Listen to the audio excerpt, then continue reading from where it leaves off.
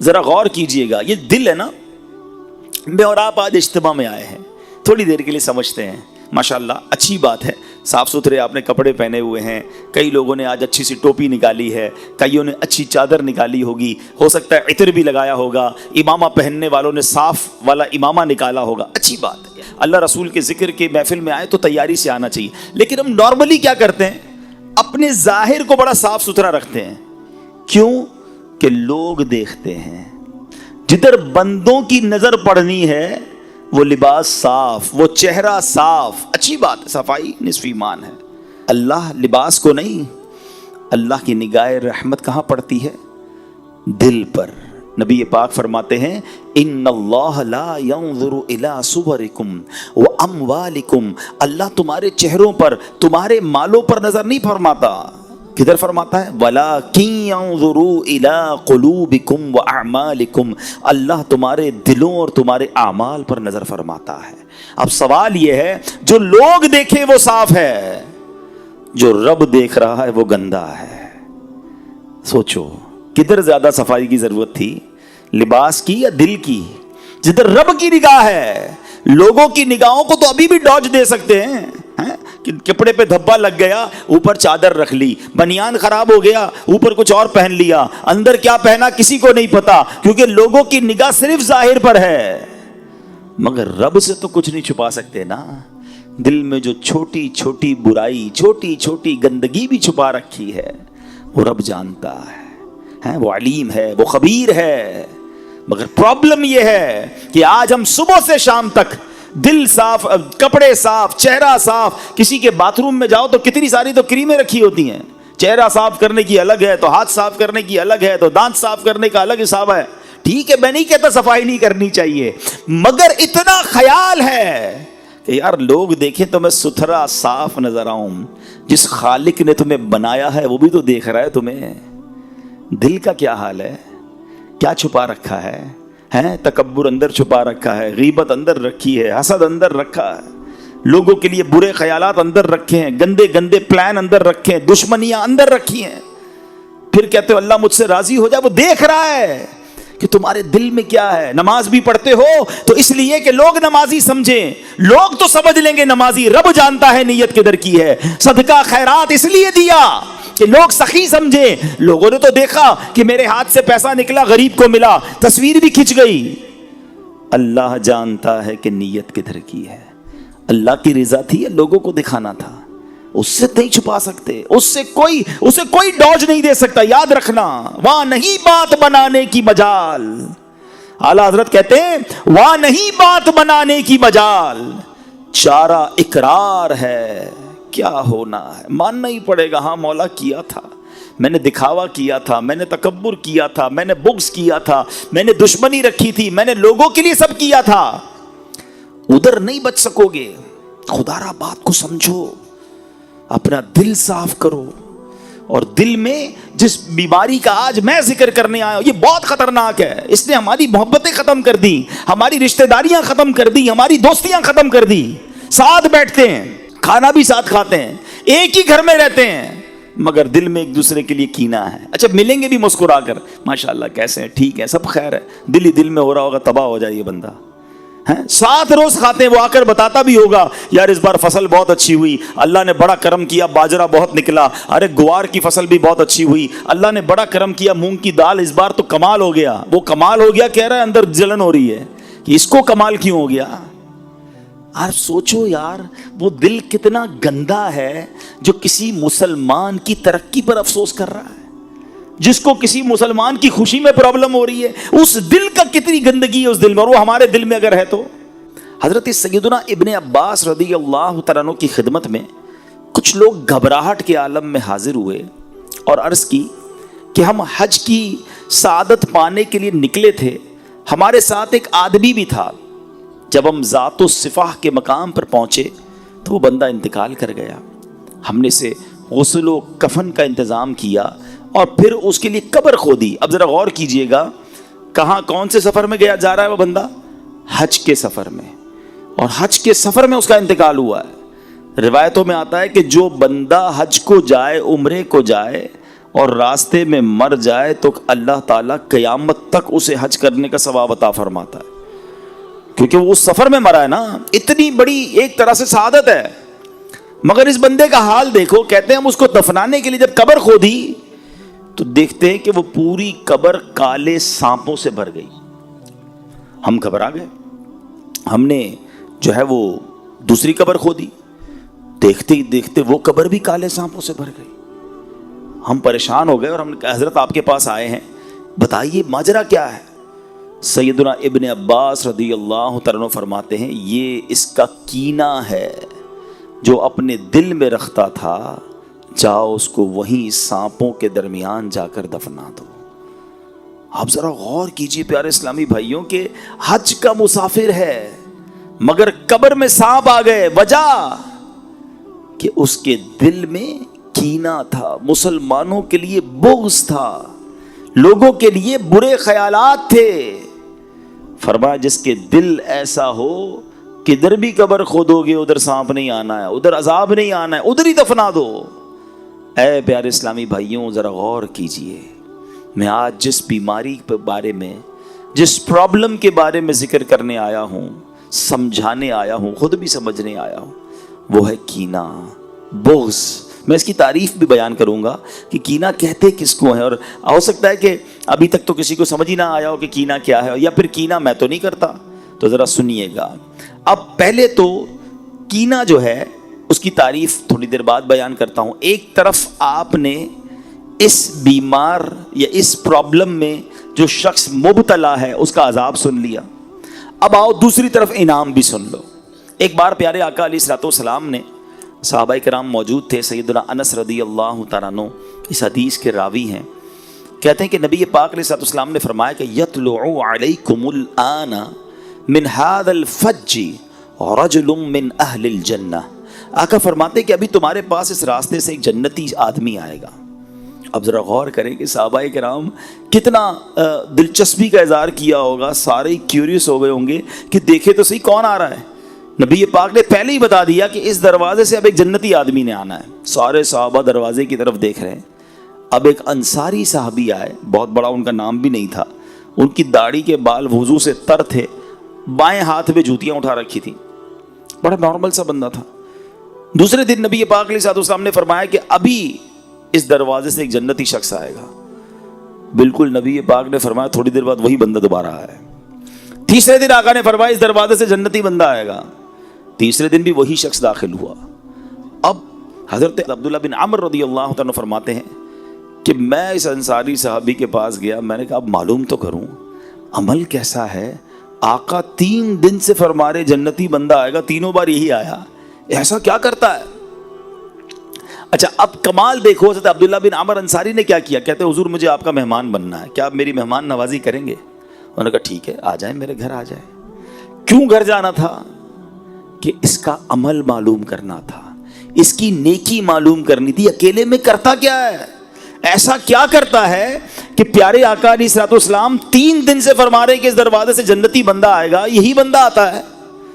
اچھا ہم کسی کے گھر کیوں جاتے ہیں کہ یار کسی کے گھر جائیں ذرا دیکھے تو صحیح کماتا کیا ہے، اندر ذرا اندر کی اطلاع ملے کہ گھر کیسا ہے، اس کا خرچہ کتنا کیا ہے.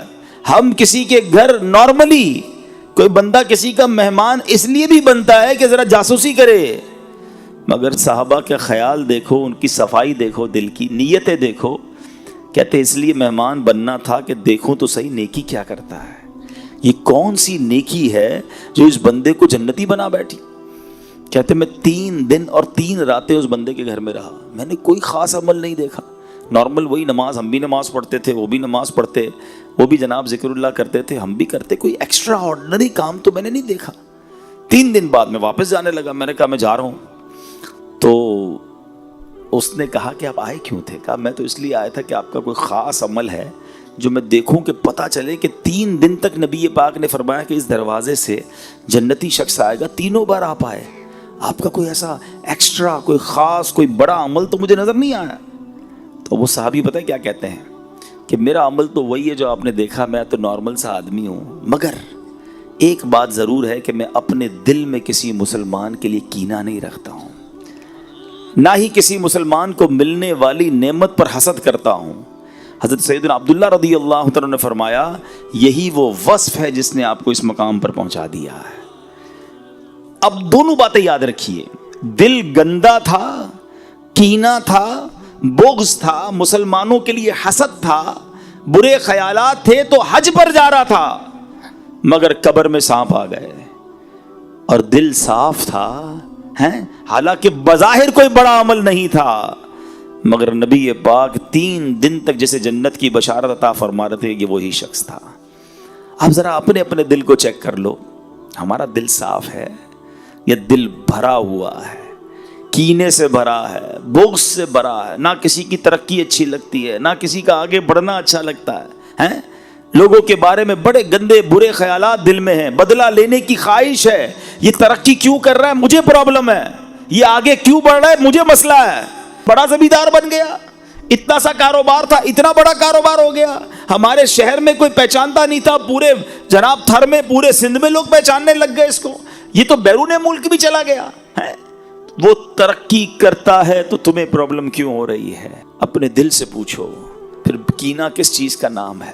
اچھا، پھر کینہ تو اور خطرناک ہے، انسان اپنے دل میں کسی کو بوجھ جانے، اس سے دشمنی اور بغض رکھے، اور یہ نفرت کی کیفیت ہمیشہ باقی رہے۔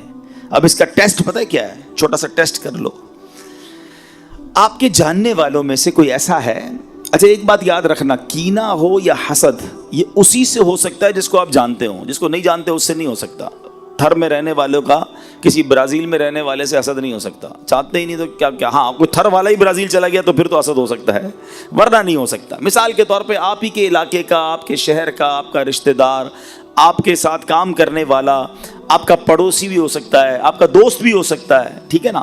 اب آپ غور کریں کہ آپ کے جاننے والوں میں سے کوئی ایسا ہے کہ جب اس کی تعریف آپ کے سامنے ہوتی ہے نا تو آپ کو تکلیف ہونا شروع ہو جاتی ہے، یار کوئی اور بات کرو نا بھائی، اس کا ذکر کیوں کر رہے ہو، کوئی اور بات کرو، اور جی چاہتا ہے کہ کسی طرح موقع ملے تو میں اس کو نقصان پہنچاؤں۔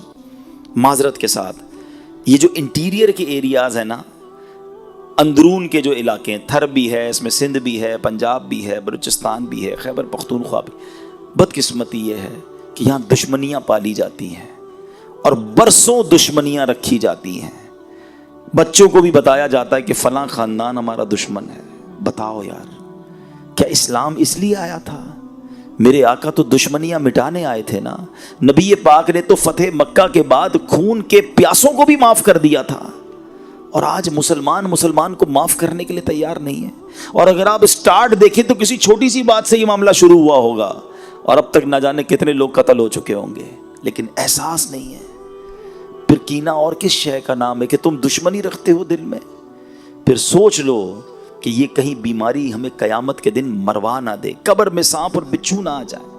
حدیث پاک کا مضمون ہے کہ کچھ بیماریاں ایمان مونڈ دیتی ہیں۔ ایمان مونڈنے والی بیماری کون سی ہے؟ فرمایا اس میں کینہ اور حسد بھی ہے، جو انسان کا ایمان برباد کر دیتی ہے۔ خدارا اس وبا کو نکالیے۔ نبی پاک فرماتے ہیں ان قریب میری امت میں پچھلی امتوں کی بیماریاں آ جائیں گی۔ صحابہ کرام نے عرض کی حضور پچھلی امت کی بیماریاں کیا ہیں؟ تو آقا نے فرمایا تکبر، اترانا، ایک دوسرے کی غیبت کرنا، دنیا میں ایک دوسرے پر سبقت کرنے کی کوشش کرنا، بغض رکھنا، بخل یعنی کنجوسی کرنا، یہاں تک کہ وہ ظلم میں تبدیل ہو جائے، پھر فتنہ و فساد بن جائے۔ یہ پچھلی امتوں کی بیماریاں تھیں، مگر آج ہمارے اندر بھی ہے، چھوٹی چھوٹی بات پر دشمنیاں پالی ہیں۔ اور یہ جو حسد ہے نا، یہ تو اتنا برا عمل ہے، اتنا برا عمل ہے۔ میں ذرا ایک سوال پوچھنا چاہتا ہوں، آپ کو اندازہ ہو جائے گا کہ حسد ایکچولی کتنی بری چیز ہے۔ مجھے بتاؤ شہرت دینے والا کون ہے؟ سب مل کر جواب دیں گے۔ دولت دینے والا کون ہے؟ ارے اللہ کا نام لے رہے ہو، زور سے لے لو نا۔ دولت دینے والا کون ہے؟ شہرت دینے والا کون ہے؟ اولاد دینے والا کون ہے؟ عزت دینے والا کون ہے؟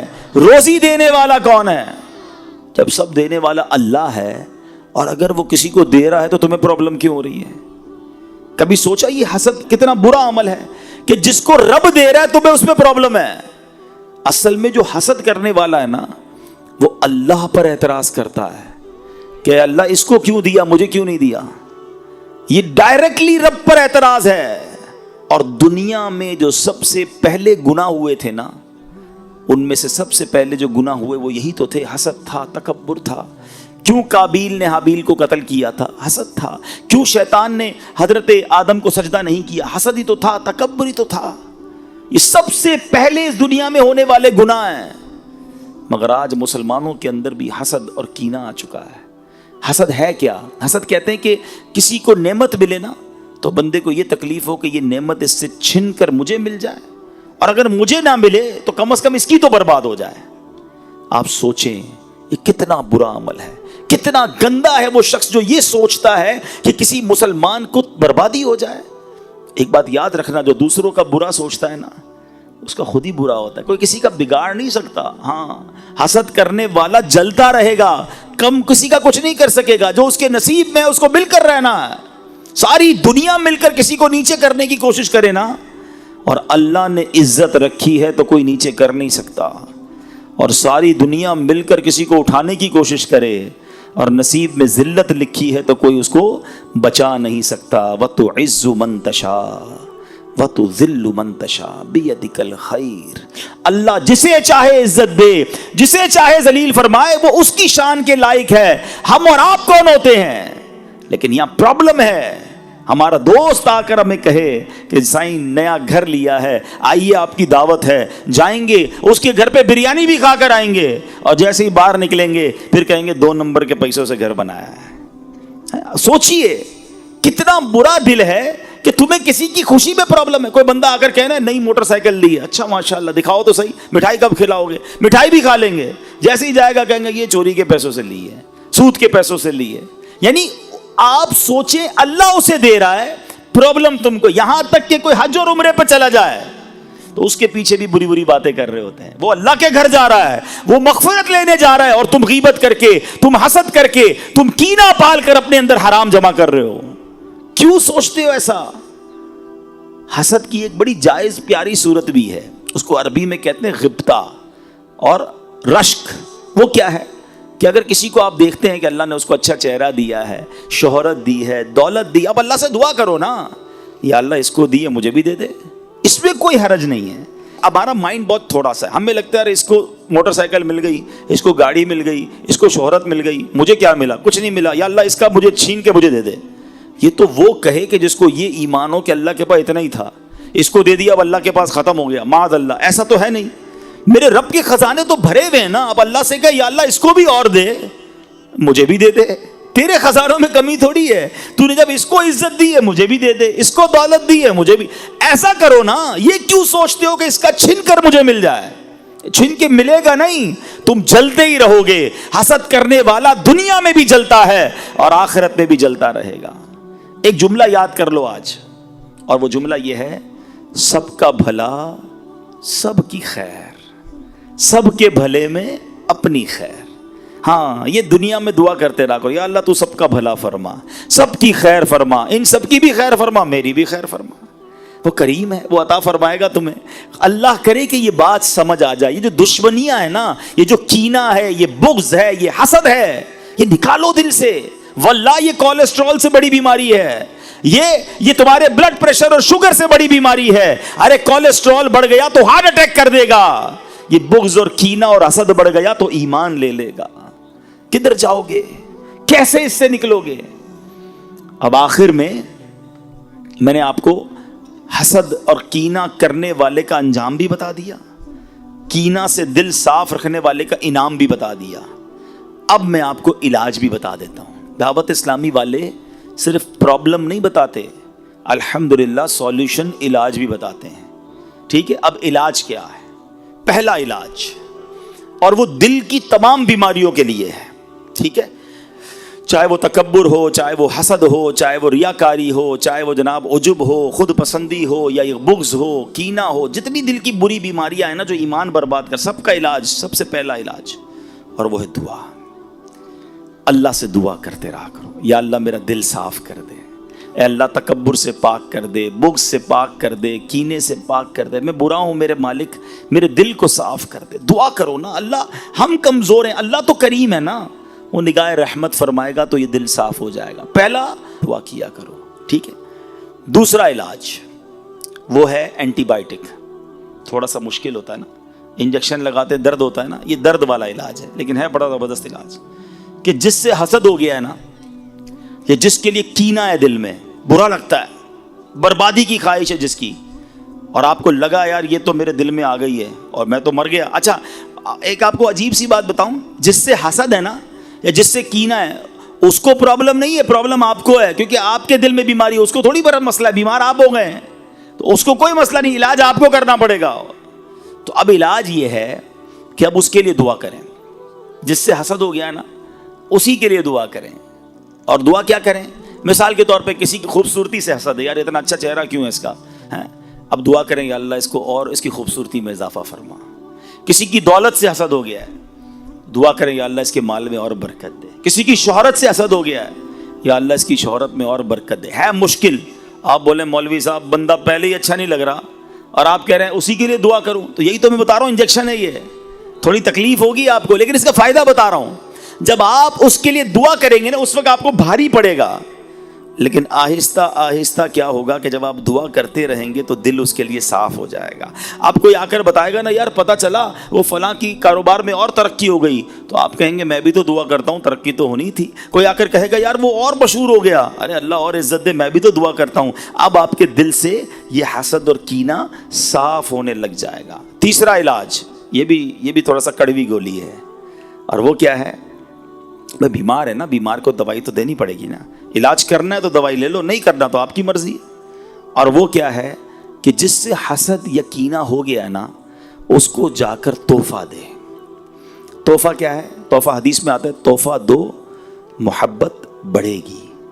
ہاں اب بندہ بولے مجھے اس کا چہرہ ہی اچھا نہیں لگتا, آپ کہہ رہے تحفہ اس کو دو جا کے. بیمار تم ہو نا, علاج کرنا ہے تو دو تحفہ, انشاءاللہ محبت بڑھ جائے گی, علاج ہو جائے گا, دل صاف ہو جائے گا. ہاں ایک گڑبڑ مت کرنا کہ جا کر تحفہ دیتے وقت کہنا بھائی تم سے حسد ہو گیا تھا, مولانا صاحب نے کہا تحفہ دو اس لیے تحفہ لے کر آئے, اور پھڈا ہو جائے گا بھائی. ہاں بتانا نہیں ہے, ویسے ہی جا کے تحفہ دینا ہے. لیکن سمجھانا یہ چاہ رہا ہوں کہ جس سے بھی اگر دل میں یہ پرابلم ہو گئی ہے تو اس سے میرا دل صاف ہونا میرے لیے ضروری ہے, اس کے لیے نہیں, ورنہ میں مارا جاؤں گا, کہیں میرا ایمان برباد نہ ہو جائے. اور آخری بات, یہ جو حسد ہے نا یا کینہ, یہ سکون لے جاتا ہے. کوئی ایسا میرا بھائی موجود ہے نا جس کو نیند نہ آتی ہو, ٹینشن رہتی ہو, تو چیک کر لو, تمہیں لگتا ہے کسی سے حسد ہو گیا ہے, کسی کا کینہ, کسی کا بغض دل میں پال لیا ہے, کیونکہ اسی کے بارے میں سوچتے رہتے ہو. تو آگے بڑھ رہا ہے, تمہیں پرابلم ہو رہی ہے.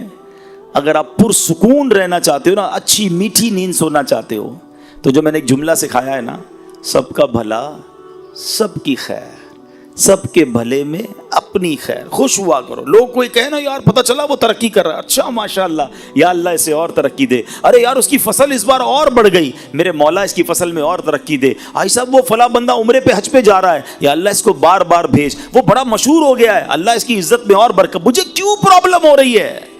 میں خوش رہوں نا. مسلمان کی خوشی میں خوش رہو, اللہ تمہیں بھی خوش کر دے گا.